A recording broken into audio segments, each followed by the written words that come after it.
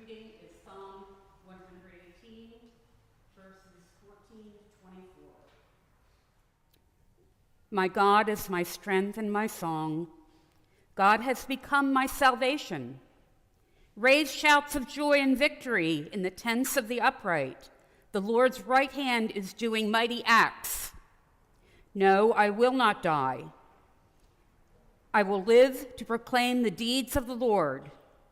Though God has challenged me often, I am not abandoned to death. Open the gates of justice for me. Let me come in and give thanks to you, O God. The gate of the Lord, the righteous shall enter through it. Thank you for hearing me, for saving me. It was the stone which the builders rejected that became the cornerstone. This is God's doing, and it is wonderful to see. This is the day the Lord has made. Let us celebrate with joy.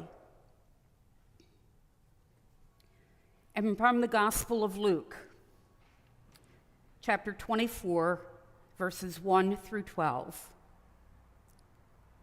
On the first day of the week, very early in the morning, the women took the spices they had prepared and went to the tomb. They found the stone rolled away from the tomb, but they entered. They did not find the body of Jesus.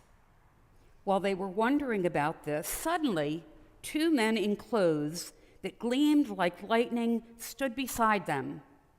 In their fright, the women bowed down with their faces to the ground. But the men said to them, "Why do you look for the living among the dead? He is not here, he has risen. Remember how he told you while he was still with you in Galilee? The Son of Man must deliver over to the hands of sinners, be crucified, and on the 3rd day be raised again." Then they remembered his words. When they came back from the tomb, they told all these things to the 11 and to all the others. It was Mary Magdalene, Joanna, Mary the mother of James, and the others with them who told this to the apostles. But they did not believe the women, because their words seemed to them like nonsense. Peter, however, got up and ran to the tomb. Bending over, he saw the strips of linen lying by themselves, and he went away wondering to himself what had happened.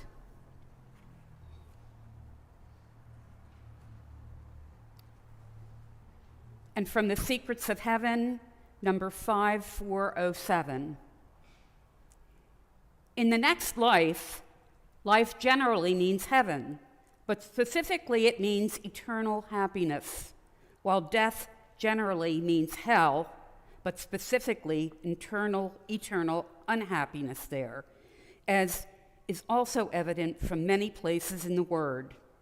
The reason why heaven generally and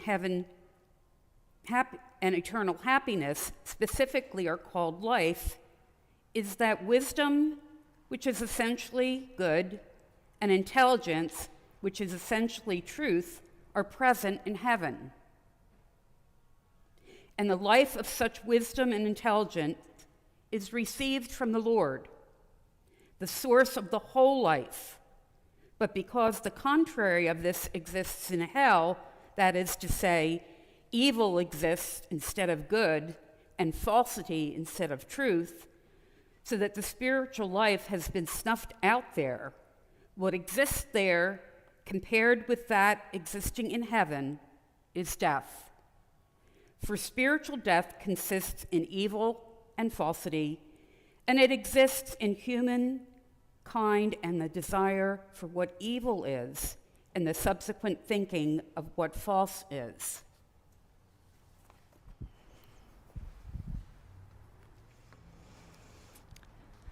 So, my friends, as I just mentioned, the Easter story in the Gospel of Luke contains this unique and provocative question.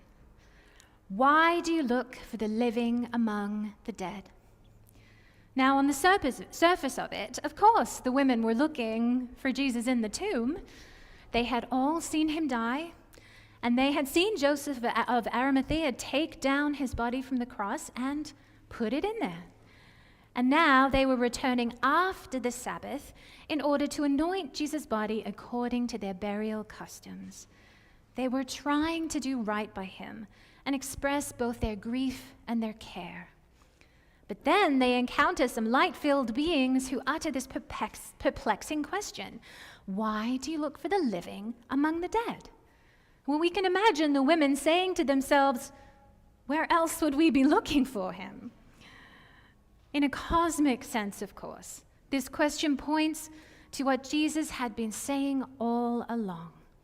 For peace, joy, contentment, holy curiosity, and gratitude, for all of the things that make us alive and thriving and growing, why do we not look to God's kingdom instead of the superficial values of the world? Why do we look for thriving amongst that which makes us small and cramped and desperate and blind? Why do we look for aliveness within that which destroys heart and soul?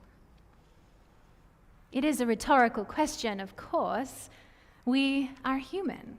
We will naturally be drawn to that which is exciting, that which brings us power and wealth, that which is easy, that which makes us feel good in the moment. Why do we look for the living among the dead?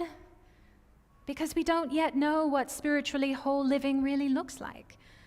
We live into this knowledge, and the answers are hard-won.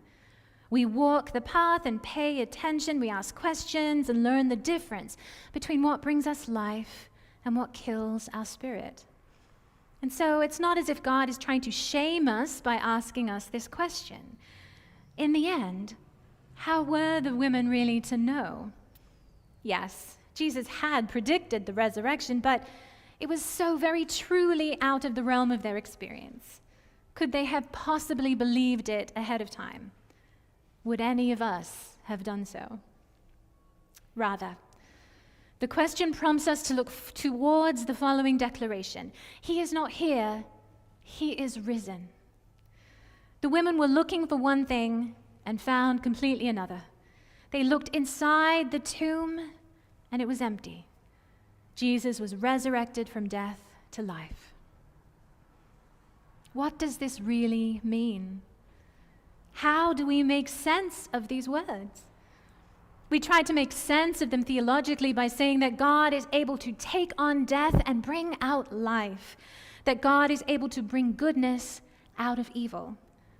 And this is truly amazing news, but it is important to make sure that we are clear on what it means. The resurrection does not transform evil into good. It does not introduce a relativism that makes everything okay. It is not a forgiveness of sins that is about a lack of accountability, or getting a free pass, or forgetting that evil exists, or making suffering magically disappear. In the words of Marcus Borg and John Dominic Crossan, Jesus did not die for the sins of the world. He was killed because of the sin of the world. It was the injustice of domination systems that killed him. Injustice so routine that it was part of the normalcy of civilization. Injustice exists. Challenge and suffering exists. Human beings torment others and themselves routinely. And we will all find ourselves on both ends of the equation to varying extents. With whatever power we have, we figuratively crucify the vulnerable around us, and we crucify the vulnerable parts of ourselves. For this, Jesus says, "Forgive them, for they do not know what they are doing." This is an unbelievable grace. God encounters our failings. Jesus takes them into his experience and responds with forgiveness. We do not deserve this grace, and yet it is given. And on the other end of things, We sometimes suffer undeservedly, like the grieving, marginalized women seeking to simply anoint Jesus. We sometimes find ourselves in the tomb. We find ourselves looking around and not seeing any light. What the resurrection communicates is that we can know that there is something other than the deadness of human suffering. Why? Because God has made it so. God has declared that suffering does not have the final word, and it will not define us or the world. This declaration has not made suffering good. It has not justified it or condoned it. God is simply bigger and wider and more elemental and more real than evil is.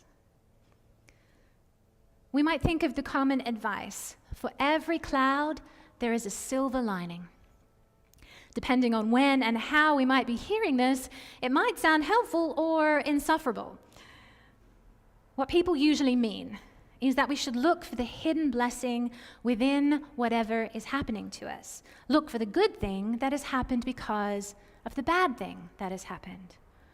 And this is a somewhat useful approach. Optimism and curiosity are important virtues.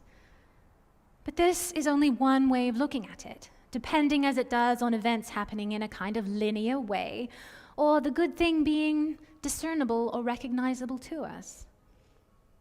But that is not always the way things go.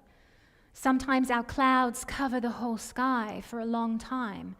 Sometimes we suffer in enormous, pervasive, and life-changing ways.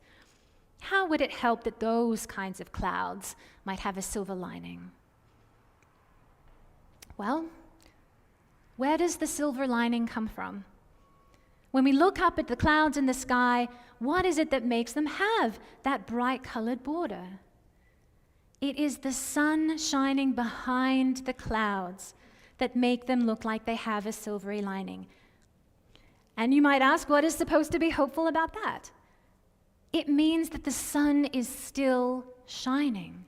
No matter how big or dark the clouds behind them, the sun is still shining unabated. In fact, the clouds have zero ability to stop the sun from shining. They may certainly get in the way. They may certainly make our lives seem cold and rainy and dark. But no matter what the clouds do, the sun is still shining. And when we appreciate the silver lining around a cloud, we are acknowledging that fact. It's not that the clouds are becoming silver themselves. Nothing about the clouds actually changes. They are still heavy and dark and full of rain.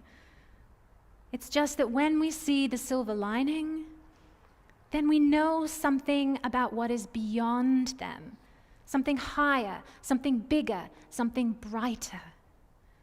We are not gaining a good thing that makes up for a bad thing. We are gaining knowledge about what is at the heart of things, even if we can't see it in the moment. And so it is with the Easter story. Some powerful people took Jesus, someone just trying to make the world a better place for everyone, and they killed him. And that will never not be an evil act. The resurrection cannot and does not change that. What we see in the resurrection is that such actions do not have the last word. The women found an empty tomb. Jesus did not erase what happened to him. He wasn't sitting there as if nothing at all had occurred. The tomb was empty. Evil or self-serving actions lead to nothing but emptiness. They are not generative, creative, connective, or redemptive. Instead, Jesus would reappear to his followers outside the tomb. Jesus leads us and them to see him elsewhere, in a garden, at a meal, in his wounds, on a beach, cooking fish for breakfast. Whatever kind of crucifixion is on the table, that in which we participate or that which is foisted upon us, God says that is not all there is. What the resurrection does tell us simply is that God still lives. In spite of thoughtless and sinful actions, in spite of the clouds, God's heart is still shining for us, towards us, inside of us, and through us, always, calling us towards accountability, freedom, and life.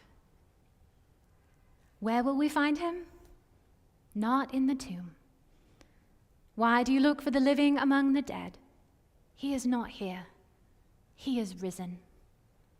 Amen.